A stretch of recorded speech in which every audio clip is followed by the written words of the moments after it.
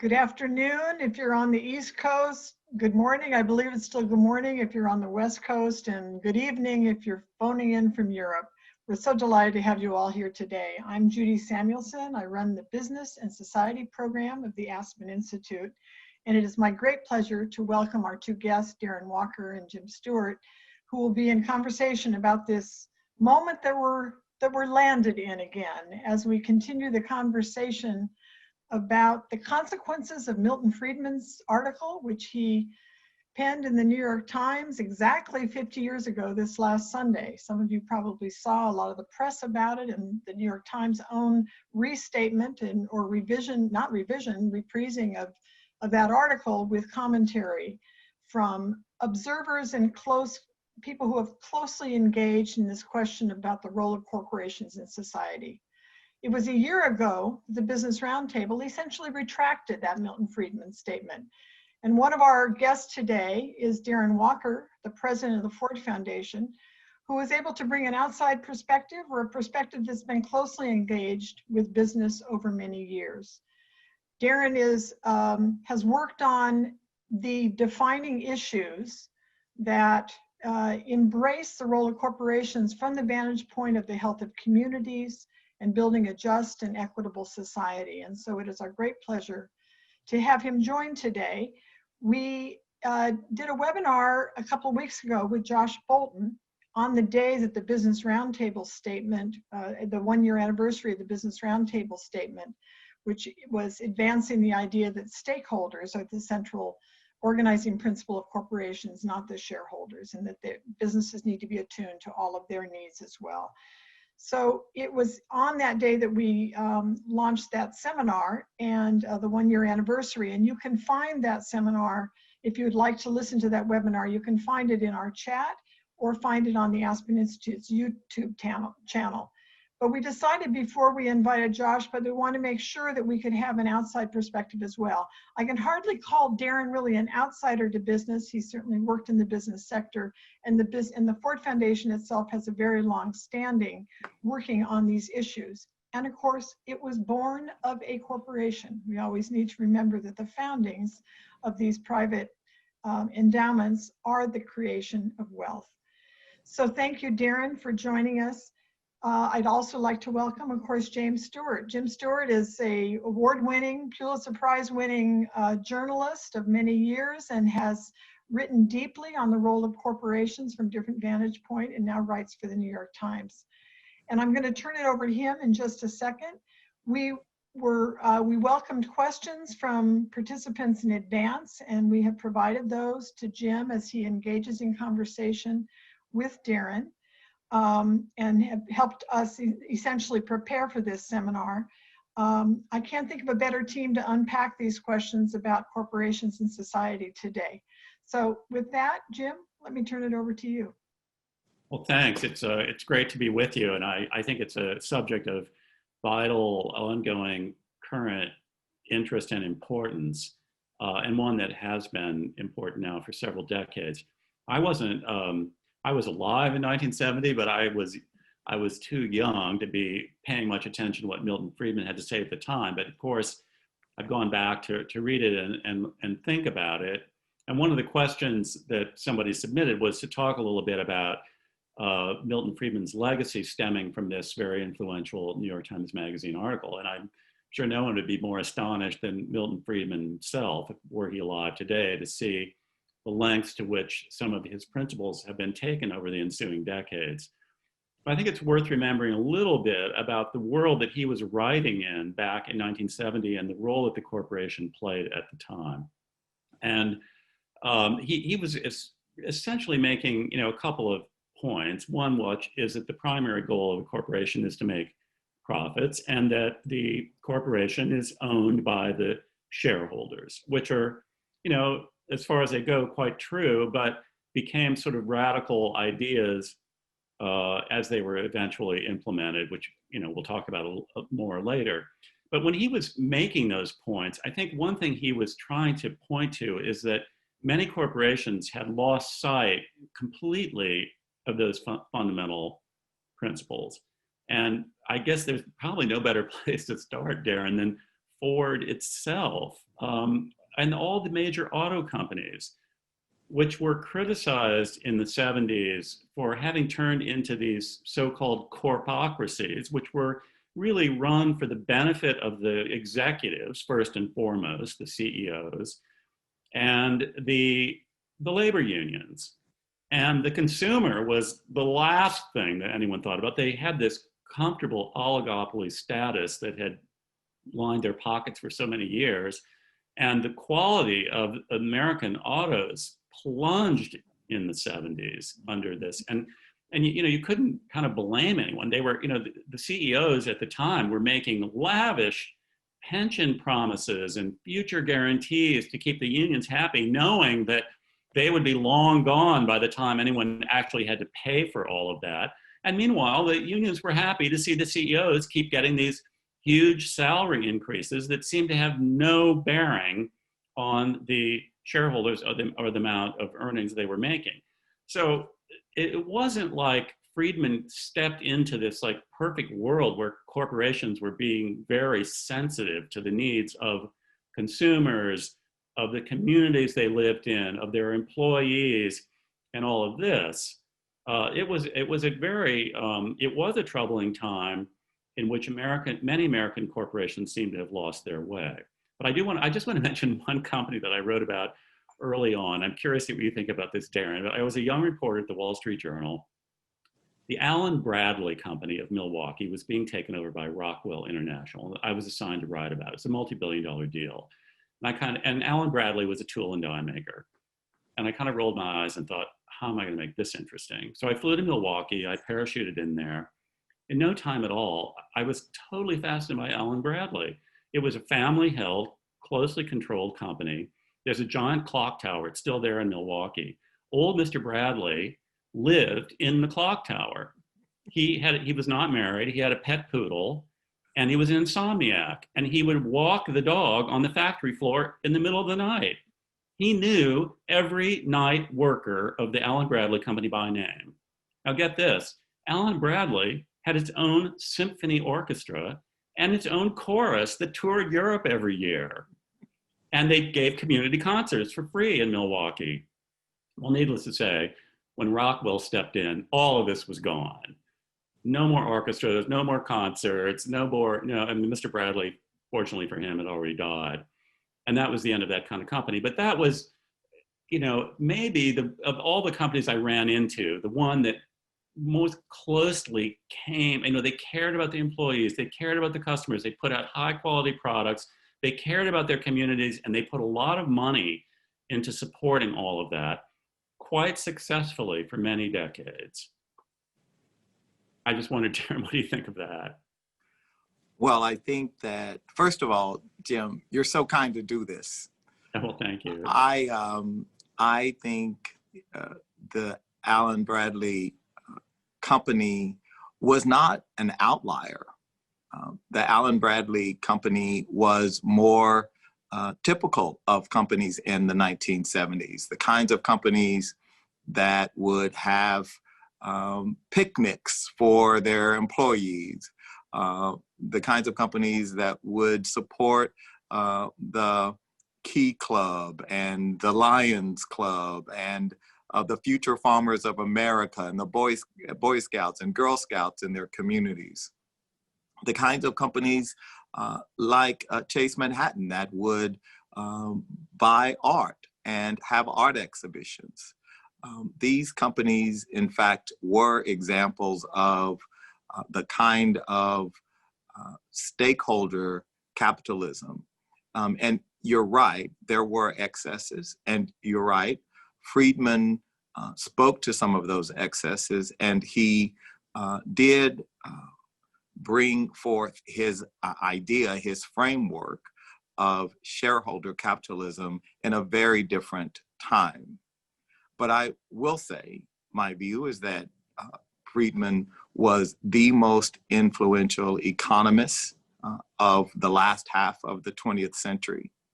And I believe that while he is not a villain, as he has been, he created and formulated the intellectual architecture that made possible the last half of the century's ruining, in my view, the American dream.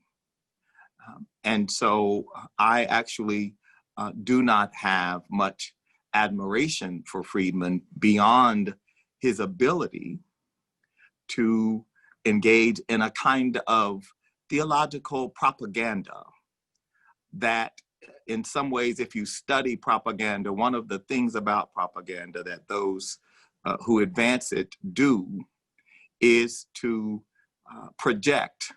So Friedman, in the pages of your newspaper, wrote that the idea of social responsibility by a corporation was a subversive idea. Imagine that. The idea that a corporation has a social responsibility is a subversive idea. To me, that's what propagandists do. They are able to project, to put an idea that is actually subversive itself into the public domain and normalize it in a way in which it has currency and others are mobilized around it. And so Friedman's idea of this subversive corporation, who was he talking about in 1970? He was talking about David Rockefeller at Chase.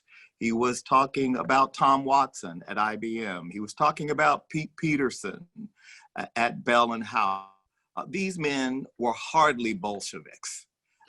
And so he's railing against their idea that they should, through their corporate entity, that the firm had some responsibility. I do fault Friedman for the way in which he sought to absolve the firm of any responsibility for social goals or goals that promoted the strengthening of our democracy and civic society. So, for example, Friedman railed against the idea that the firm had any responsibility for racial integration, for example, beyond what the government forced it to do. And so that is just one example, but there are many examples. And I think that Friedman, along with another person who I think has achieved cult status, Ayn Rand, did more damage to our democracy, to the American experiment, in my view, because the American experiment is not about greed and selfishness. The American experience is about justice, opportunity, freedom, and the seeking to perfect an imperfect democracy, but always with that aspiration that united, that aspiration of e pluribus unum. That, to me, is what the American experiment is about. And what Friedman perpetrated on that experiment has done irreparable harm and damage and created 50 years of inequality that, of course, has accelerated in the last 2 decades. And the political consequences of that we are living with today. Well, let me add another name to your pantheon of wrongdoers here, and that is Michael Jensen at Harvard Business School. And now, in fairness to Jensen, he has, in recent years, been reconsidering some of these views. But one of the things that was so appealing about Friedman's doctrine was that it grossly oversimplified a complex situation. And if profit is the be-all and end-all of the company, how do you measure profit? You look at its share price. which is a measure of the expectations for future profit. So the stock market became the be-all and end-all of measuring corporate performance. Then in 1990, in a highly influential article, Michael Jensen took this to the next logical step and put the doctrine on steroids by saying that if the shareholders own the company and profits are the goal, then we need to align executives with shareholder interests by giving them shares. In other words, make the CEO a big shareholder. So that triggered this wave, which continues today, by the way, and needs to be addressed, in which CEOs and top officers are showered with stock options, stock packages, so that their own total self-interest becomes bound up in the stock price, and not the stock price necessarily 20 years from now, though there are some visionaries who can see out that bar. But let's say you've got a 65-year-old CEO. They don't care what the stock price is 30 years from now. They are looking, to line their nest right now. And it perversely gave CEOs this incredibly potent financial incentive to essentially embrace the Friedman doctrine. Now, Indeed. Yeah. But Jim, the other thing that happened, and this is why it's so important to see the sort of gestalt, the sort of weaving together of policy, of formal policy, of practice, and how politics over time and the participants were both D's and R's, so this is not a political statement, but before Jensen's article, something radical happened. In 1982, the SEC decreed that it would no longer consider the repurchasing of shares by a company as stock manipulation. Before, it's hard to remember, before 1982, the SEC considered repurchasing shares by a company as a form of manipulating the price of the shares. In 1982, that changed. As you say, in 1990, we have the Jensen article. We also have in 2008 the financial crisis, and the effort then was to say these executives should have more ownership, right?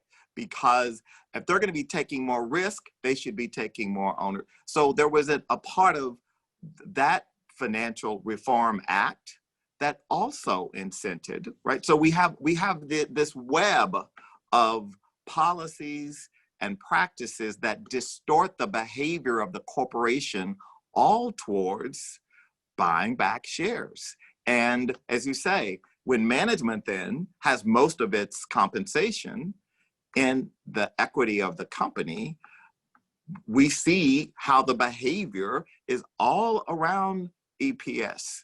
That's the only thing anyone then cares about. You're absolutely right. And I think that, we're talking about this today. We have to recognize that there is a massive structure of incentives that have grown out of the Friedman doctrine and are very much in place right now. And you can put out all the high-minded statements you want, but it is not going to change as long as economic incentives are so heavily weighted towards the Friedman view of the world. We can come back to that a little bit later, maybe when we talk about some things that need to be changed. But I want to point to what I think are two critical flaws in Friedman's reasoning. One of you sort of alluded to, he was very upset that corporate executives were putting their fingers into social issues and advocating for change in various areas, including, racial equality. His view was that corporate managers were bad allocators of capital when it came to subjects they didn't really understand. And his famous example was that they favored wage and price controls when every economist knew they were a terrible idea, even if they were in the short-term interests of the economy. I think he was flawed there, that what we need today, I think he was wrong. There may have been CEOs who were in fact bad allocators of capital. But the ideal CEO is someone with a broad enough education and a broad enough view of the interests of all of his stakes, including the shareholders, who can see that advocating for things that are demonstrably in the interests of society, such as fairness and justice and racial equality, do in fact, intelligently done, enhance the prospects for the company. I'm thinking, you know, the big technology companies now, which are coming under very intense scrutiny and in some cases hostile scrutiny. If they had had somewhat more visionary leaders, they might have anticipated this. Facebook might have anticipated the fact that if they let hate speakers run amok on the platform, they were going to eventually be called account for that and would have acted proactively to mitigate that, to deter it, to prevent this from blowing into a massive crisis, which may have large regulatory concerns for them. That's maybe asking too much of individuals, but I think they are very highly compensated. The people that run these companies, they should be rewarded, not, as you point out, purely based on the profits they earn, but on their ability to synthesize what's going on in the world, what's on the society, and take a long-range view of what's in the interest of all the stakeholders. Because when you really look at it long-term, they don't diverge that much. A happy workforce, a community that admires and likes having the company in their midst, and shareholders who earn a good return, that all goes hand in hand. So that number one. I think he misunderstood the role of the chief executive. And secondly, and this I think is even more acute, he talks about these mythical shareholders. But who are these shareholders? They're not all the same. They don't have all the same interests. If, you know, I might have a very strong interest in a shareholder in having the company pursue environmentally friendly policies. And I might be more interested in that than what the share price is going to be in 6 months. I might care about that because I care about what the share price is going to be in 10 years. And then there are other people, we all know them, that their idea of long-term is 3 minutes. They could care less. They are in and out. They're like these jockeys on their computers tapping the high-speed orders in and out. They don't care about any of that. But we're all shareholders together in this. So who is Milton Friedman talking about when he says, oh, the shareholders are prime, they have to be at the peak of all of this? There is no one shareholder. And the ideal shareholder to me is one who thinks long-term and can look beyond next quarter's earnings. I agree with you. And it really begs the question, and it also puts into sharp relief context, because Milton Friedman assumed that a CEO was and would be a white man with a particular limited view and capability. And it sounds like not a very expensive EQ ability, as we would call it today. And that how would this profile of the CEO have any idea about these other issues that don't relate to EPS, right? So the core work, if you're PepsiCo, you understand how to sell beverages and chips and snacks. But what would give you any insight on how to allocate capital around some social issue or some issue related to women or some issue related to the environment? That's for others to think about. You only think about this narrow view of selling more chips and beverages. And I think that has changed, one. And I think your point is so well taken on the diversity and complexity within just the term shareholder, especially today. So the really unfortunate thing is that Friedman's ideology, and even if you were a disciple in 1970, it is not porous enough to evolve to a world where women are CEOs, Blacks are CEOs, CEOs don't come from necessarily the traditional schools, and shareholders look very, very different. And so and in fact, shareholders in Friedman's day, many shareholders were actually themselves employees of the very companies that they worked for, because most American companies in 1970 had some form of profit sharing program for their employees. I mean, my grandfather, who had a third grade education, was semi-literate. He was a porter. He shined the shoes of the executives at an oil company in Texas where he worked. He was lowly paid relative to those executives, but he was a part of the profit sharing plan that all employees of that oil company participated in. In the 1970s, after Friedman, that company began phasing out those programs. And by the 1980s, there were no more programs that offered stock to employees except for executives.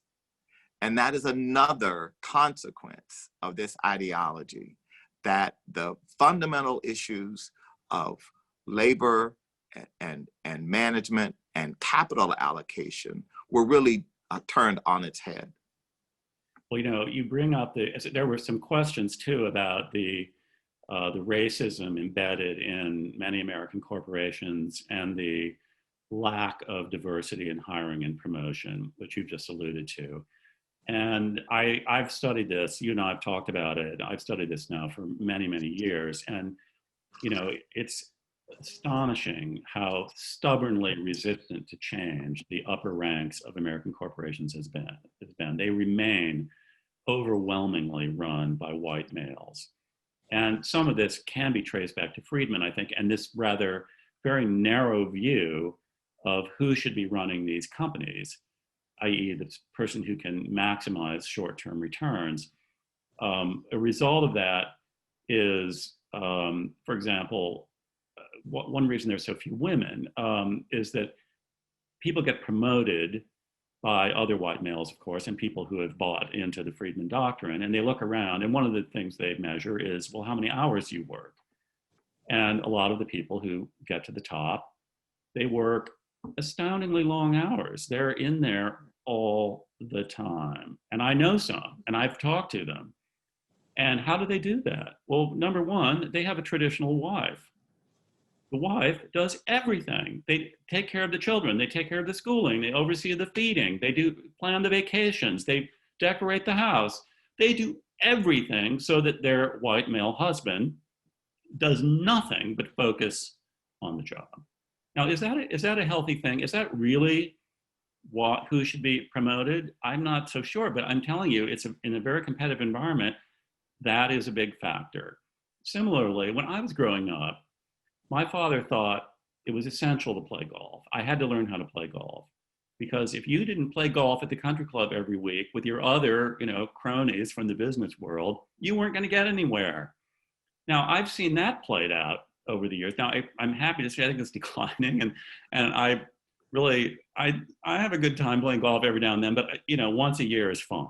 And I'm not a huge enthusiast of playing it, but I'm glad I discovered that my future didn't depend on playing golf, as my father thought, and he rightly thought that in his generation.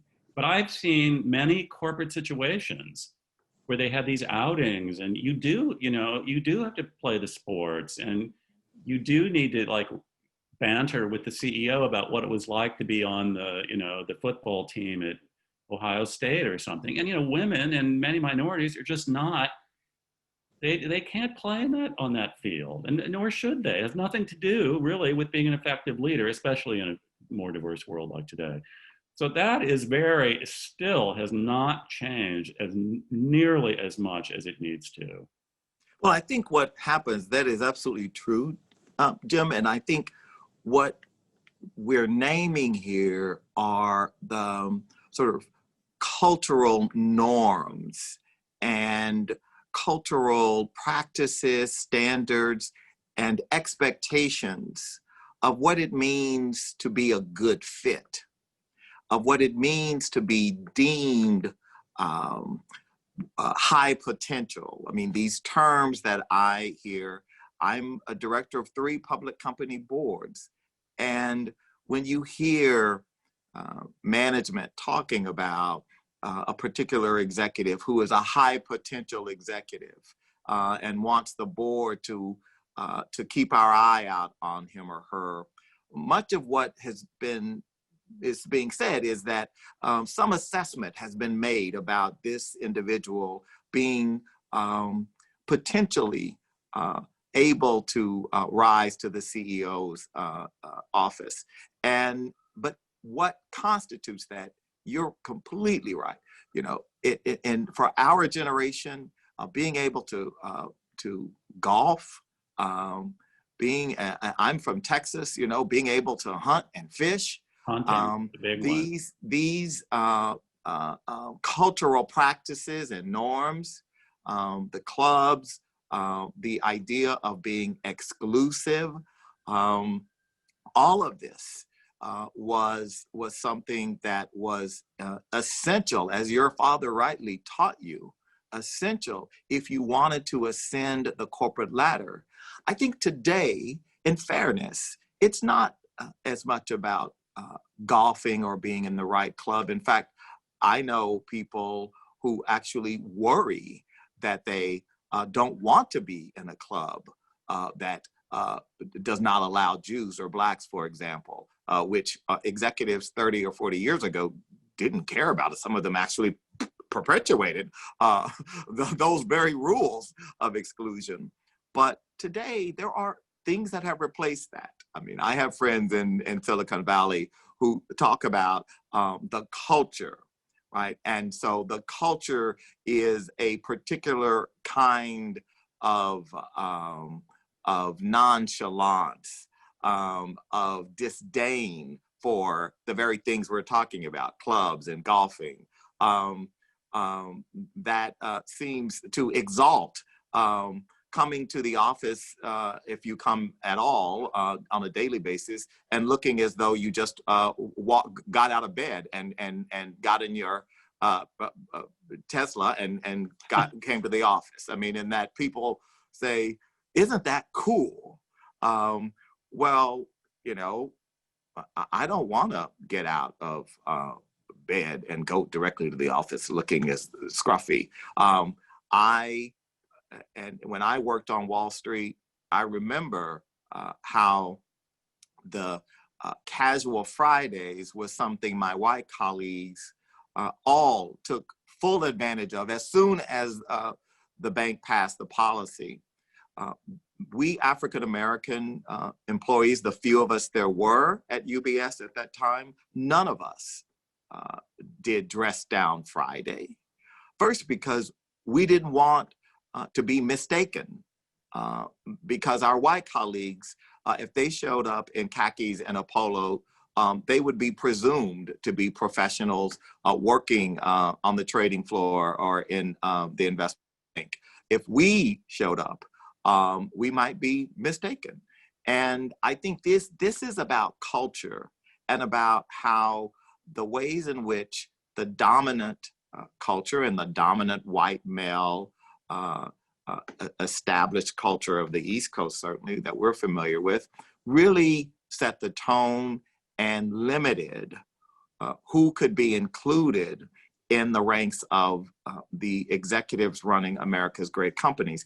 And the other thing that's changed today is the fact that we have billions of dollars and literally millions of people employed, not in public companies as they were 50 years ago, but in private equity, in portfolio companies of private equity firms. These are privately held firms. In fact, today there are fewer public companies than there were 10 years ago, much less 50 years ago. In fact, I think the Russell 3000 doesn't even, there are not 3,000 left in the Russell 3000.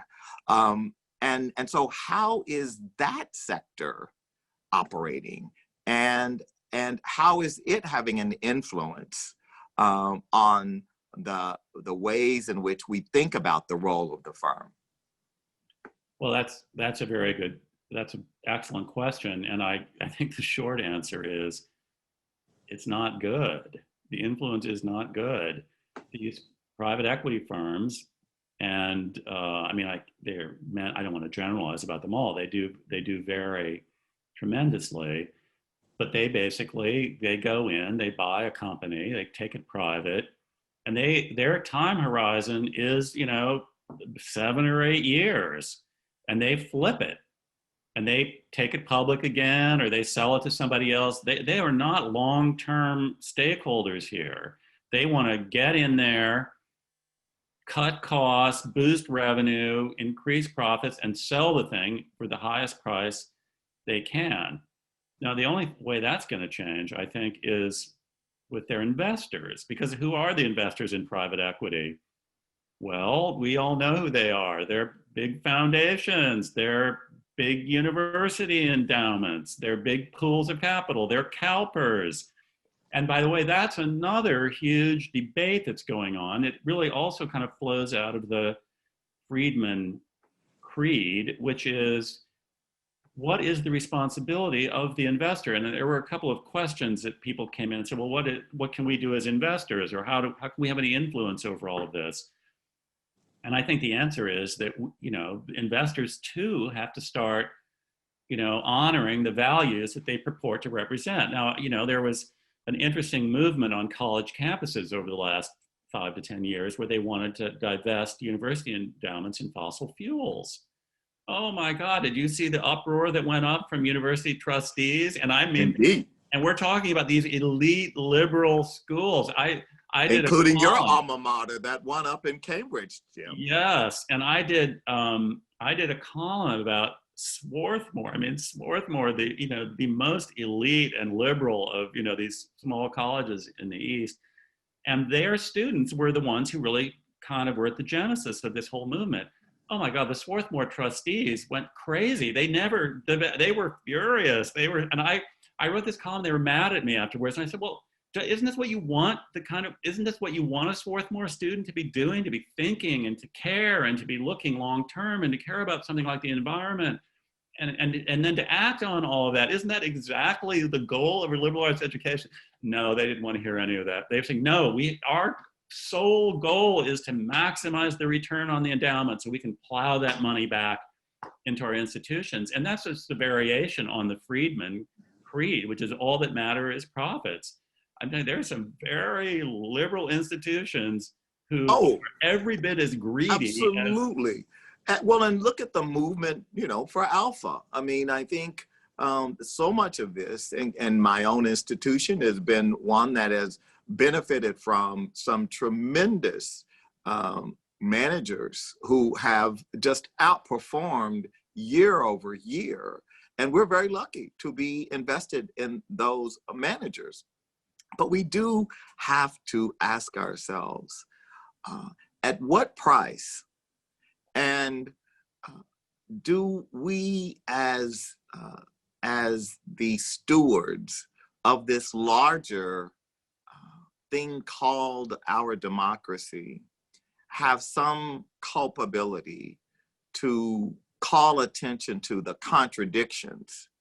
I absolutely believe that here at the Ford Foundation, I am faced with that dilemma every day.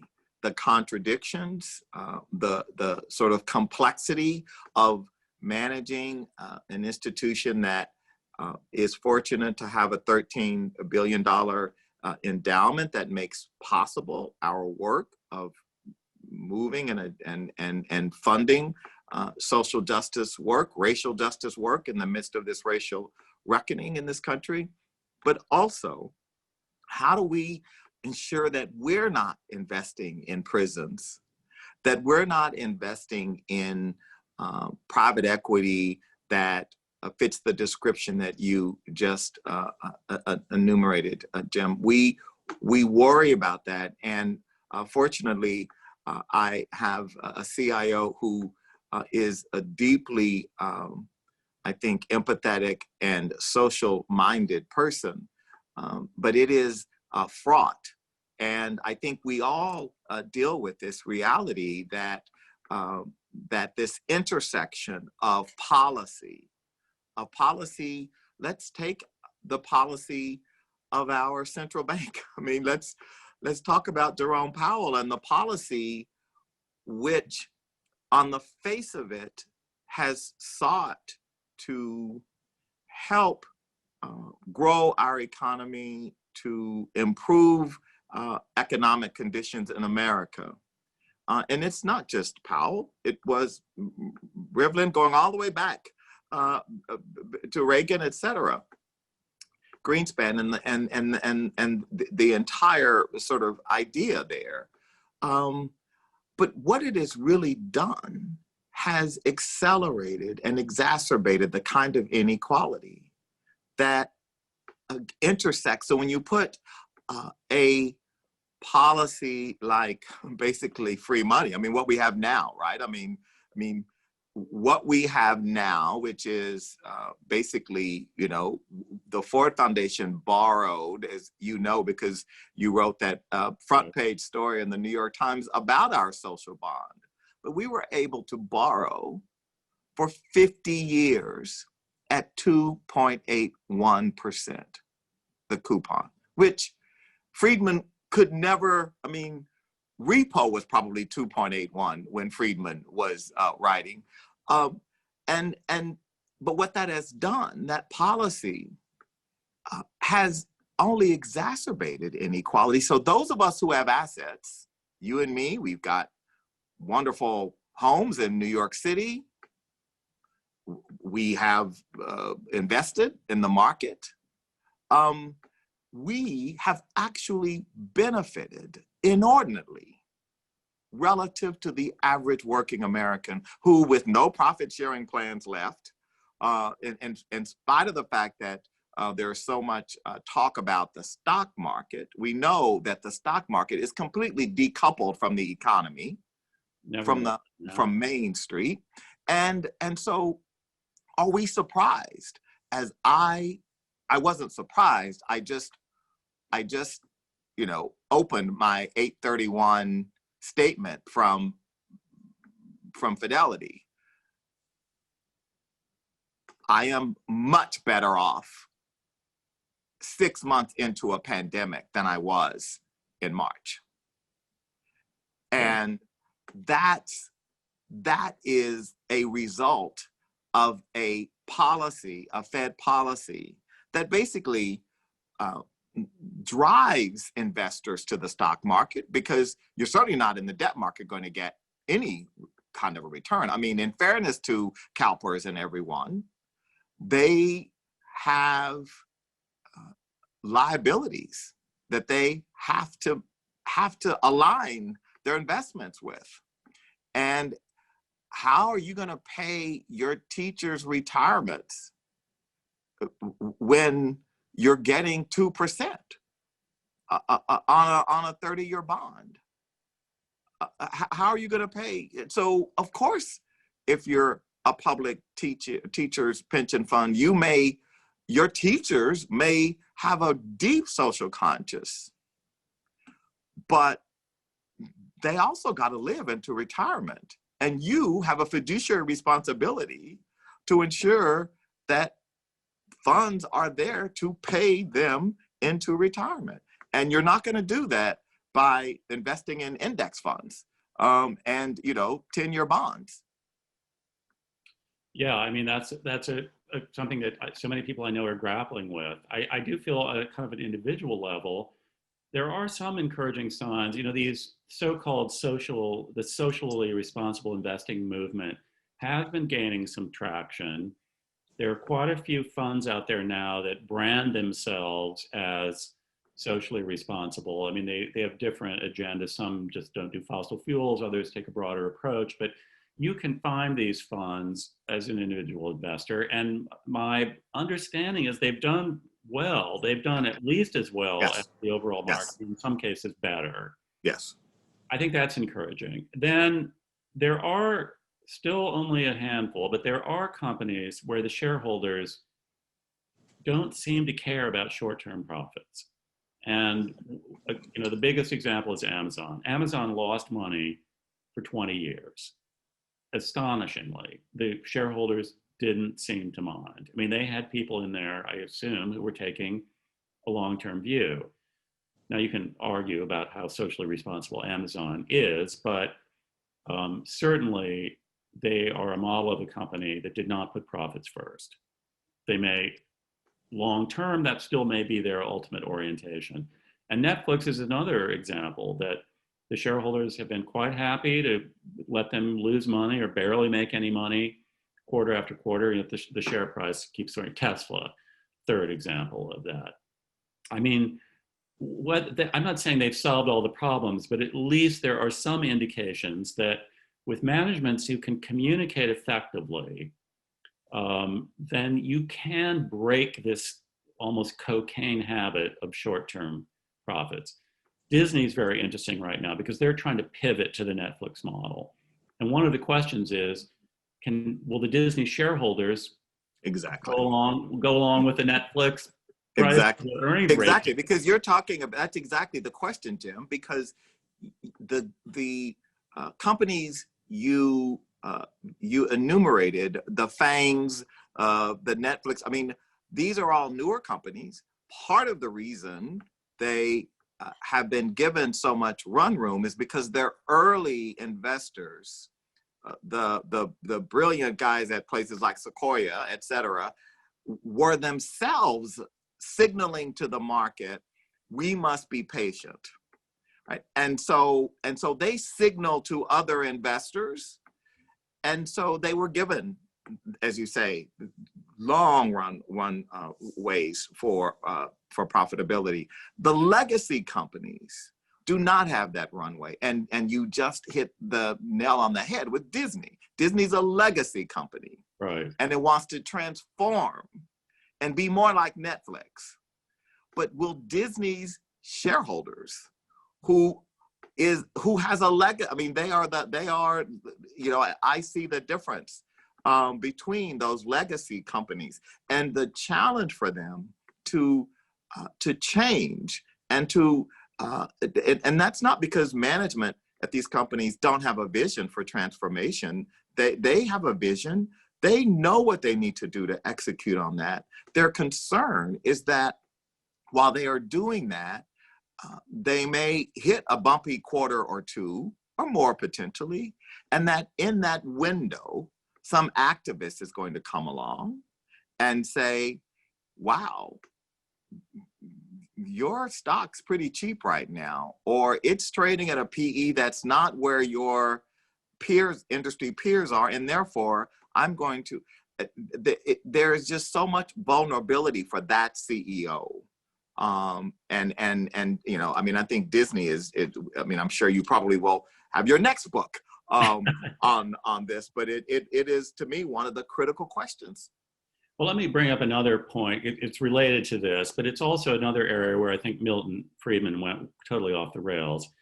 When he posited that, profits are the be-all of the corporate mission, let's think about profit for a moment, because we all know from Economics 100 that in a perfectly competitive world, which is the one that benefits consumers the most by holding prices down, there are no profits, or there are very little profits. The marginal profit approach is zero. I can remember that graph from economics. And so we have some industries that are pretty close to that. And one of them, interestingly, is food and supermarkets, where the margins are very, very low, which is why Amazon wants to go into the food business is a mystery to me. But anyway, you get very low margins there. But let's take some other examples.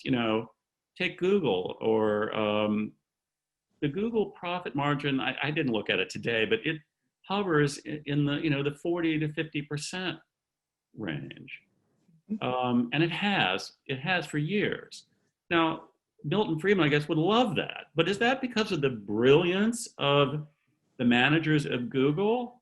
Maybe in part, but high profits is classically the byproduct not of managerial skill, but of monopoly. Exactly. And Exactly. we have these budding monopolies all over the place. And, you know, take an old world company, you know, Coca-Cola has extremely high profit margins, and it has for decades. You know, the economy is good or bad, the Coca-Cola profit margin is at 20 to 25% year in and year out. That's not a competitive profit margin. So, and now we have, you know, lax or non-existent antitrust enforcement, Exactly. because the antitrust, and again, I think this is an important part of the Friedman legacy too. As you know, we can add another to our pantheon of bad people. Let's throw Robert Bork into the mix, because My he gosh. embraced he This is embraced this idea that high profits are wonderful, and seemed to have completely abandoned the notion that high profits mean lack of competition. And so exactly. he was much more influential on antitrust than any other Exactly. writer of his generation. And he basically, the courts took a position that, oh, we're not going to touch it, because Right. he argued that high profits are in the interest of the consumer, which Right. in part because he said, well, if, you know, somebody else can enter and, you know, and bring the profits down, or they will. But we know now that's not happening. It's not going to happen with internet search. It's not going to happen with social media. Who knows what's going to, Amazon is kind of a different situation.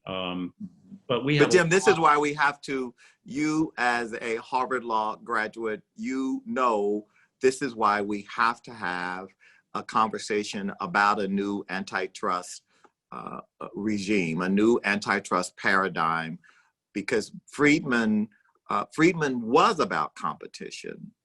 Friedman did not like monopolies and duopolies. right. But what and this is why I say, you know, Friedman, everything we're seeing today is not all Friedman.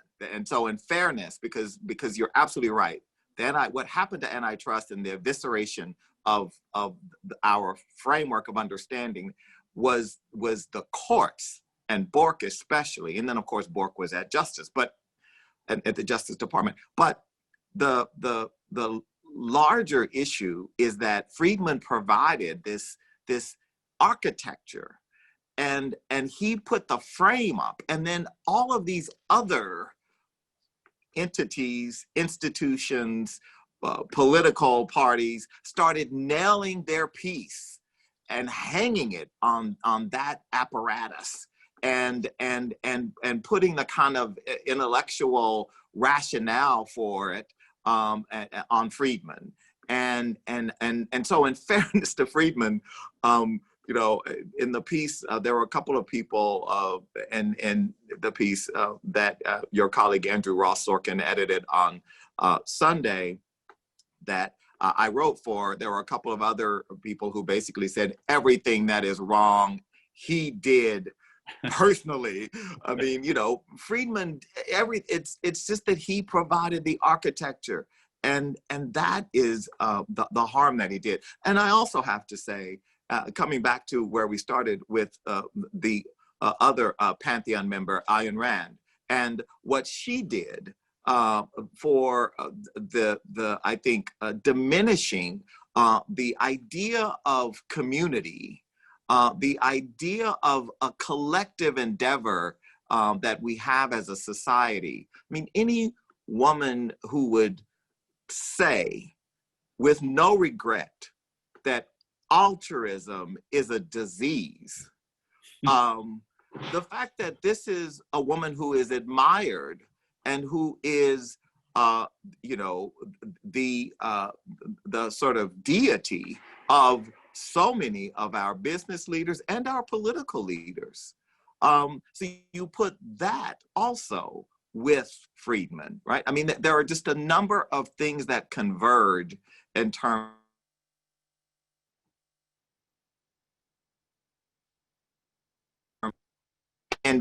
of how ideas were advanced. It truly is harmful. Well, again, what I think, look, everybody has a selfish impulse at some level inside them, and they've had to deal with it one time or another. And hopefully most of us learn in the socialization process to temper that and to understand it better. what an Ayn Rand did, what Milton Friedman to some extent, what a Bork, what these people did was to say, no, there's nothing wrong with being selfish. It's good. It's not only good for you, it's good for everybody else too. It reminded me, I mean, so you take a powerful incentive, which is to make more money, and then you dress it up by saying, you're also doing God's work here. And I remember this. Do you remember that minister in Detroit? I think, again, maybe it was the 70s.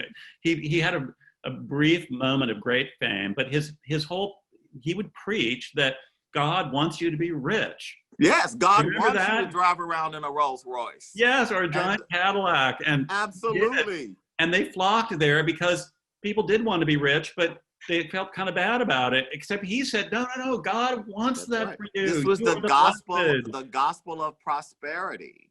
Yeah. And I think there were people like religious leaders. But Jim, we haven't talked about the father of capitalism, Adam.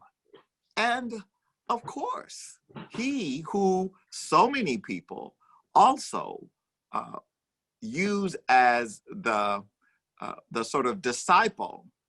To your earlier point, yes, he wrote Wealth of Nations, but he also wrote essays about the invisible hand and the limitations of the invisible hand. And he wrote that a society where a few are prosperous, but most suffer in poverty and misery, will not be a successful society. Adam Smith had a view about society. Yes, he did. And he's not given credit for that. And we never give it, well, we don't, again, this is the point. The ideologues, the people who have an agenda don't want to give him credit for that because they want to focus narrowly on what he said about capital. And again, I think we have to do all that we can to actually demand that we look at the totality of his contribution to being the father of modern capitalism. Well, and I think an important thing is to say that you disagree with Milton Friedman, as we've kind of been saying today, does not mean that you're a communist or a socialist. It is not anti-capitalist to disagree with the interpretation that he put or launched. And again, we don't want to blame him for everything. And he and others have defined capitalism in a way that is not necessarily inherent in capitalism at all. No, it's interesting, Jim, that you say that because I gave a talk and I said, this was, a couple of years ago, I am a proud capitalist. I think capitalism must be reformed. And when the Q&A time came, this person approached the podium and said, how can you support capitalism? And capitalism is racist at its core. And I said, I'm sorry, I disagree with you. Capitalism is not racist. People are racist. Yeah, exactly. And people in a capitalist system can make a capitalist system a racist system. But it is not racist on its face. There are challenges with it, but to say that it is inherently racist, I think is not true. It is not correct. I completely agree with you. I mean, to just take one example, let's take housing, for example. In a capitalist society where I think competition is healthy. In a competitive market, supply and demand are going to meet, and everyone who needs a place to live will have one, and it will be allocated based on people's ability to pay. Some will be nicer than others, and some will be less, but the market will meet the demand. Now, in some communist or socialist societies, the government decides what the allocation will be, and so there typically are shortages. And then who gets those is not determined by who can pay, it's who the government wants to give it to. And if you have somebody in government who's racist, then they can freely exercise that hideous tendency, or they can pick their cronies, or they can pick the people who are their loyal supporters and henchmen, doing things. I mean, nothing.